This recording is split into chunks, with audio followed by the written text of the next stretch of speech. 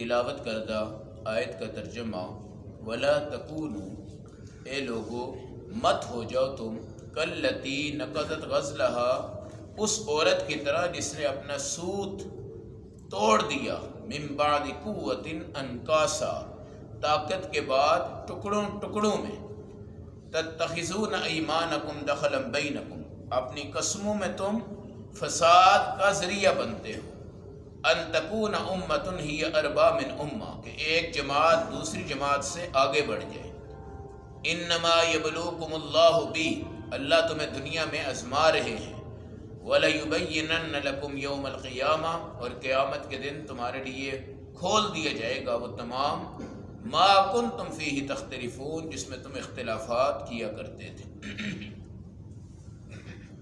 آیت نمبر 92، پارہ نمبر 14، سورۃ النحل۔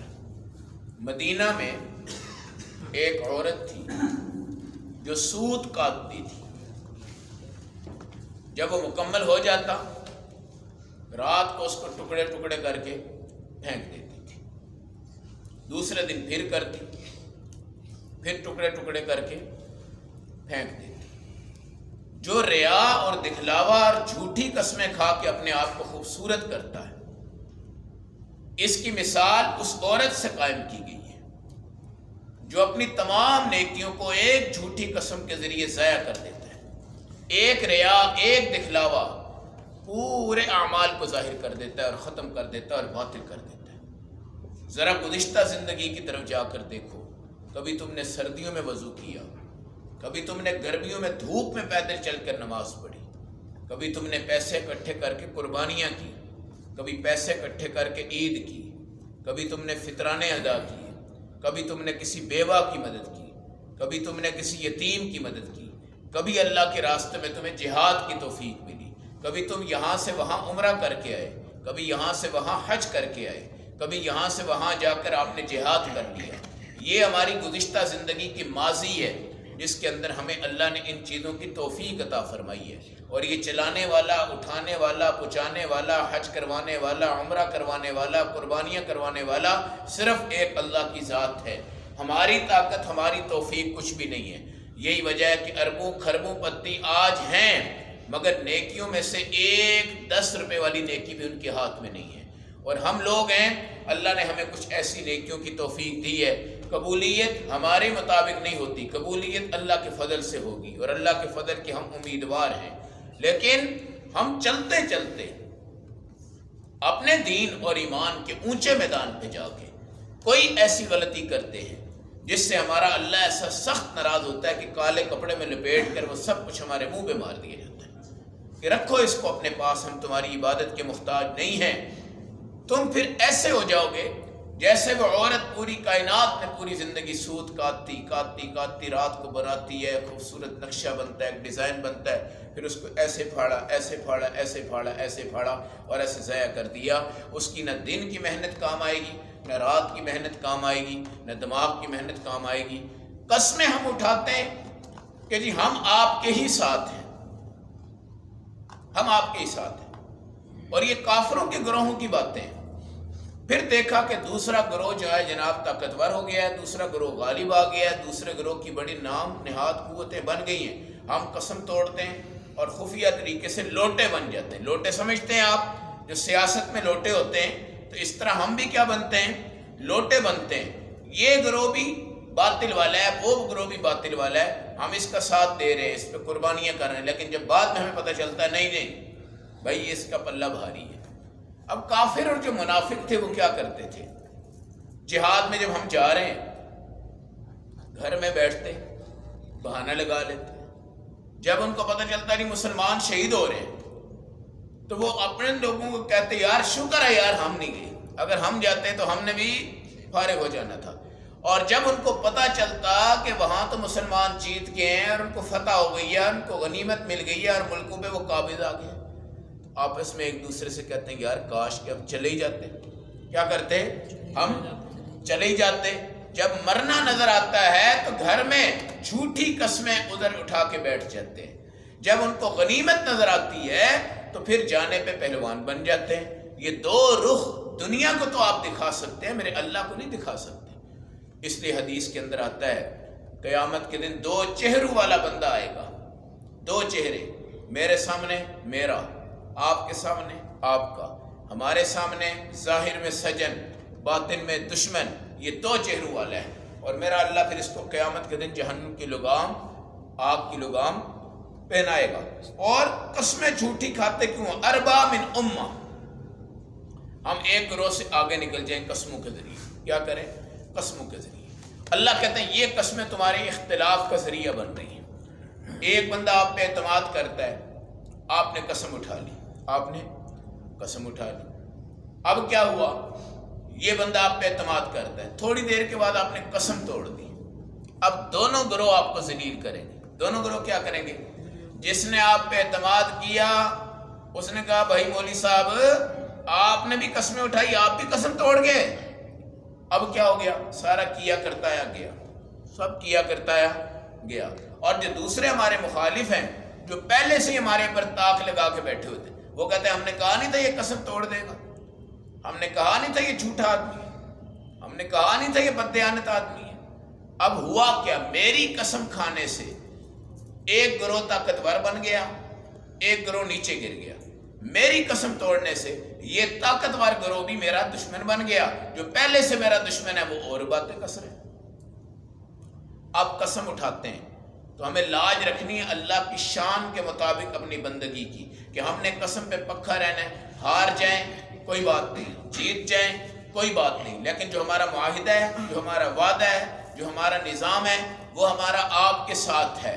چاہے جیتیں، چاہے ہاریں، چاہے مظلوم بنے، چاہے مغلوب بنے، چاہے کچھ بھی بنے، ہم نے جب پکا ارادہ کر لیا، وعدہ کر لیا، تو ہم آپ کے ساتھ ہیں۔ آپ کے نبی پاک صلی اللہ علیہ وسلم غزوہ خندق،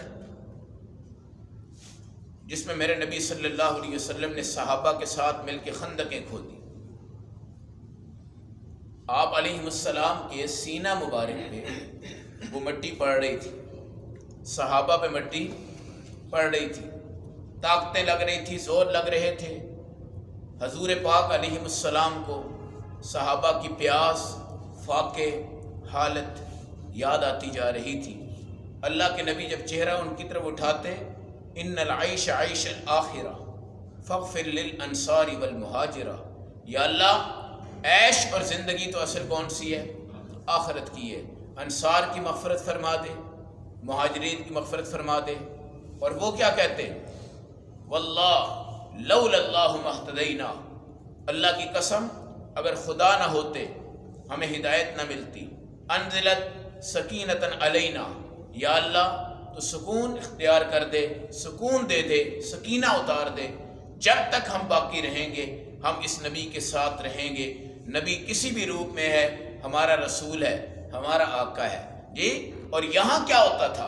قسمیں اٹھاتے تھے ہم آپ کے ساتھ ہیں، جب دیکھا کہ دوسرا گروہ غالب آ رہا ہے قسمیں توڑتے، اور سازشی ٹولہ وہاں سے نکلتا اور ادھر جاتا۔ تو قسم اٹھانا، جھوٹی قسم اللہ کے عرش کو ہلاتا ہے، اور قسم اٹھانے سے آپ کا جسم، آپ کی روح، آپ کا خاندان، آپ کا معاشرہ، آپ کے بازار، آپ کی مسجدیں، آپ کے مدرسے، آپ کے دین کے ادارے، ہر چیز متاثر ہو جاتی ہے۔ اور خاص طور پر جو صاحب مقتدا لوگ ہیں، جیسے قاضی ہے، امام ہے، قاری ہے، عالم ہے، خطیب ہے، مؤذن ہے، مسجد کا خادم ہے، محلے کا کوئی چودھری ہے، ان لوگوں تو بالکل قسم نہیں اٹھانی چاہیے، کیونکہ اگر یہ قسم توڑتے ہیں پورے معاشرے میں ایمان اور دین اور قسموں کی بے حرمتی ہوتی ہے، قسموں کی بے حرمتی ہوتی ہے۔ انما یبلوکم اللہ بی، اللہ تمہیں آزما رہے ہیں، وَلَيُبَيِّنَنَّ لَكُمْ يَوْمَ الْقِيَامَةِ مَا كُنْتُمْ فِيهِ تَخْتَلِفُونَ، قیامت کے دن تمہارے تمام اختلاف سامنے آ جائیں گے، اللہ فیصلہ فرمائیں گے کون حق پہ ہے، کون باطل پہ ہے، کون کس نظام پہ ہے۔ اس لیے رسول پاک صلی اللہ علیہ وسلم حتی الامکان قسم اٹھانے سے کیا کرتے تھے؟ پرہیز کرتے تھے۔ اور قسم اٹھانے کے بارے میں آپ نے قرآن حکیم کی سورۃ البقرہ میں پڑھا ہے، وَلَا تَجْعَلُوا اللَّهَ عُرْضَةً لِأَيْمَانِكُمْ أَن تَبَرُّوا وَتَتَّقُوا وَتُصْلِحُوا بَيْنَ النَّاسِ، ہر کام میں خدا کو نشانہ نہ بناؤ۔ جی اللہ کی قسم اور رب کی قسم، خدا کی قسم، میں نے اس دن بھی کہا کہ قرآن اور رب یہ دو قسمیں ہوتی ہیں، باقی تیرے سر کی قسم، تیری محبت کی قسم، تیری جان کی قسم، تیرے عشق کی قسم، تیرے مال کی قسم، تیری دولت کی قسم، تیرے بیٹے کی قسم، تیری بیٹی کی قسم ہے، میری محبت کی قسم، میرے عشق کی قسم، یہ قسمیں نہیں ہوتی، یہ دیوانے ہوتے ہیں، پاگل ہوتے ہیں، جاہل ہوتے ہیں، ان قسموں سے کوئی حیثیتیں نہیں ہوتی۔ اس لیے قرآن کہتا ہے اس طرح وہ مدینہ کی عورت سوت کاٹتی تھی اور پورے دن تک محنت کرتی تھی، اور رات کو کیا کرتی تھی، اس کو ٹکڑے ٹکڑے کر کے ایسے زمین پہ پھینک دیتی تھی، نہ اس کے دن کی محنت کام آئی، نہ اس کے رات کی محنت کام آئی۔ اس طرح اگر ایمان والا جھوٹی قسموں کا سہارا لیتا ہے، ریا کا سہارا لیتا ہے، خفیہ شرک کرتا ہے، ان تمام چیزوں پر اللہ رب العزت اس کے اعمال کو کیا کرتے ہیں، اس کے منہ پہ لپیٹ کے مار دیتے ہیں۔ من صلی یرائی فقد اشرک ومن صام یرائی فقد اشرک ومن حج یرائی فقد اشرک ومن تصدق یرائی فقد اشرک۔ مشرک وہ نہیں ہے جو صرف بت کو سجدہ کرے، جو دکھلاوے کے لیے نماز پڑھتا ہے، صدقہ کرتا ہے، حج کرتا ہے، کچھ بھی کرتا ہے، فقد اشرک، وہ بھی کیا ہے، مشرک ہے۔ یراؤن الناس، یہ لوگوں کو دکھلا رہے ہیں، ولا یذکرون اللہ الا قلیلا، اللہ کو یاد نہیں کرتے مگر تھوڑا تھوڑا، مذبذبین بین ذالک، بالکل درمیان میں ہے، لا الہ ہؤلاء ولا الہ ہؤلاء۔ جن کو آپ نے دکھایا تھا وہ اس لیے دکھاتے تھے کہ یہ چودھری ہیں، ہمیں واہ واہ کریں گے، کیا کریں گے، واہ واہ کریں گے۔ آج وہ قیامت کے دن خود پھنس گئے، اور جس رب کو تم نے دکھانا تھا اس کو تم نے ویسے ہی چھوڑ دیا۔ اب نہ تمہیں رب قبول کر رہا ہے، نہ وہ چودھری قبول کر رہے ہیں جن کو دکھلانے کے لیے تم کیا کرتے تھے، کام کرتے تھے۔ مذبذبین بین ذالک، آپ ادھر ہیں نہ ادھر کے ہیں، نہ ادھر کے ہیں۔ اس لیے اعمال میں اللہ رب العزت کی رضا ہو، اعمال میں ہمہ وقت یہ ہو کہ اللہ آپ کو دیکھ رہے ہیں، اعمال میں ہر وقت گناہوں سے ڈرنا ہے کہ میرے گناہ کتنے میرے سر پہ آ چکے ہیں، کتنا میرے اوپر قرض ہے میرے گناہوں کا، کتنے گناہ میں نے اپنے کھاتے میں ڈالے ہوئے ہیں۔ اب میں ان گناہوں سے ڈروں کیونکہ میری پیشگی تو گناہوں کے ساتھ ہونی ہے۔ یہ لوگ، یہ رشتہ دار، یہ دوست، یہ احباب، سارے کے سارے کہاں رہ جائیں گے، اس دنیا میں رہ جائیں گے۔ آپ کے اعمال اچھے ہوں یا آپ کے اعمال برے ہوں، یا آپ کے لیے جزا ہیں یا آپ کے لیے سزا ہیں، ان کو دیکھ کر جھوٹی قسم مت کھاؤ، اس پہ لرز جایا کرو، کانپ جایا کرو، کچھ بھی ہو جایا کر، پھر قسم توڑتے اس کا بھی کوئی ان کے اوپر اثر نہیں ہوتا۔ ایک قسم، دوسری قسم، تیسری قسم، چوتھی قسم، پانچویں قسم۔ تو قسم کا کفارہ ہمیشہ دیا کرو۔ 10 بندوں کو کھانا کھلاؤ، لباس پہناؤ، غلام کو آزاد کرو، نہیں تو 3 روزے کیا کرو، رکھو، تاکہ وہ قسم کا وزن ہمارے اوپر سے کیا ہو جائے، اتر جائے۔ اور بچے جب قسم کھاتے ہیں تو ان کو خوب ڈانٹا کرو، خوب مارا کرو۔ آج اگر یہ قسم اٹھانے لگ پڑتے ہیں نا تو یہ مرتے دم تک قسم اٹھاتے جائیں گے۔ جو قسم کا عادی ہو جاتا ہے وہ یہ نہیں دیکھتا کہ سچ ہے یا جھوٹ ہے، بس قسم کی اس کو عادت ہے، قسم اس کی زبان پہ چل رہی ہے، قسم اس کے حالات پہ چل رہی ہے، قسم اس کے بازار میں چل رہی ہے، قسم ہر مقامات پہ چل رہی ہے۔ اس لیے قسم سے پرہیز، جھوٹ سے پرہیز، دکھلاوے سے پرہیز، ریا سے پرہیز، ورنہ سارے اعمال زیرو پہ ہیں۔ انسان ساری محنتیں کرتا ہے، اس لیے کہتے ہیں نا منافق کو سزا ہے، منافق کو سزا ہے۔ کتنی؟ 2، دنیا کی بھی آخرت کی بھی۔ دنیا کی کیا سزا ہے؟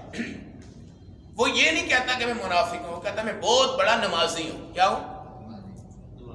بہت بڑا نمازی ہوں۔ اب وہ ہمیں کیسے پتا چلے گا بہت بڑا نمازی ہے؟ گھر سے دوڑ کے آئے گا، ٹھنڈے پانی سے وضو کرے گا، آگے بڑھے گا، 2 رکعت تحیۃ الوضو پڑھے گا، تحیۃ المسجد پڑھے گا، اور آگے بڑھے گا، تکبیر اولیٰ میں آئے گا، پورے فرض پڑھے گا، پوری سنت پڑھے گا، پورے نفل پڑھے گا، نفلوں کے بعد دکھلانے کے لیے ذکر کرے گا، اذکار کرے گا، سب سے آخر میں جائے گا، سب سے آخر میں جائے گا۔ اچھا، اللہ کے ہاں وہ زیرو پہ ہے۔ اللہ کے ہاں کیا ہے وہ؟ اس لیے کہ منافق ہے۔